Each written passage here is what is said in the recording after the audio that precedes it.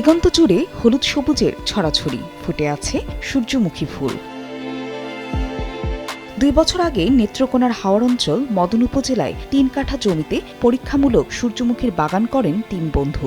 বছর ঘুরতে না ঘুরতেই ছেয়ে যায় ফুলে। এসব ফুল থেকে আবার তৈরি হয় তেল, যা বাজারজাত করে লাভের মুখ দেখছেন বাগানীরা। সূর্যমুখী ফুল একটি তেলের জন্য উৎপাদন হয় এবং কৃষি বিভাগ কিন্তু এই বীজগুলো কিন্তু পরীক্ষামূলকভাবেই কিন্তু হাওরে রোপণ করছে। আপনি জানেন যে আসলে হাওরে কিন্তু ইতিমধ্যে 2টি ফসল কিন্তু লাভজনক হয়েছে। একটি হচ্ছে মিষ্টি কুমড়া বা অন্যটি হচ্ছে ভুট্টা।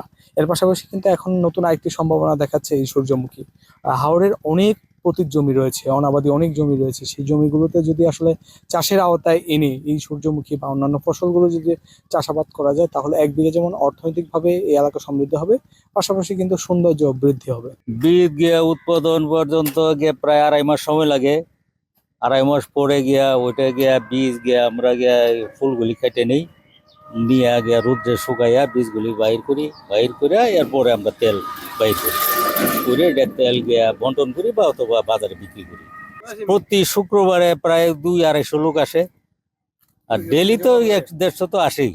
প্রাকৃতিক সৌন্দর্য দেখতে ছুটে যান দূরদূরান্তের দর্শনার্থীরাও। তবে বিভিন্ন সময় বাগানে ছবি তোলা কিংবা ভিডিও ধারণ করতে গিয়ে ফুল নষ্ট করে ফেলেন পর্যটকরা। এজন্য জরিমানা সংক্রান্ত বিধিনিষেধ রাখেন বাগানীরা। ছবি তুলতাম, সবাই আসে, ওই জন্য ছবি তুলতাম আইছি। আমাদের বন্ধু বান্ধবের কাছ থেকে শুনতে পারছি যে এখানে সূর্যমুখী গাছ, আর অত্র এলাকার মধ্যে আর কোনো এরকম সুন্দর বাগান দেখতে পাই নাই, সেই জন্য আমরা আসলাম আর কি। আমাদের এলাকায় আশপাশের মাঝে একটাই বাগান, আর এটা আছে ঘুমিয়ে মদন দানা। এখানে আমরা প্রতিনিয়ত ঘুরতে আসি।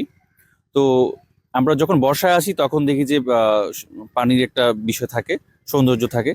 তো শুকনো মৌসুমে এখন হাওরে এটার আরো সৌন্দর্য বাড়িয়ে দিয়েছে।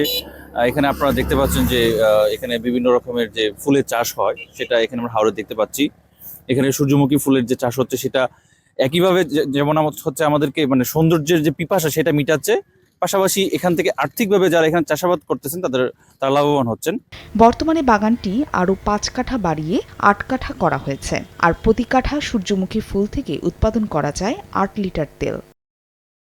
সময় সংবাদ, নেত্রকোনা।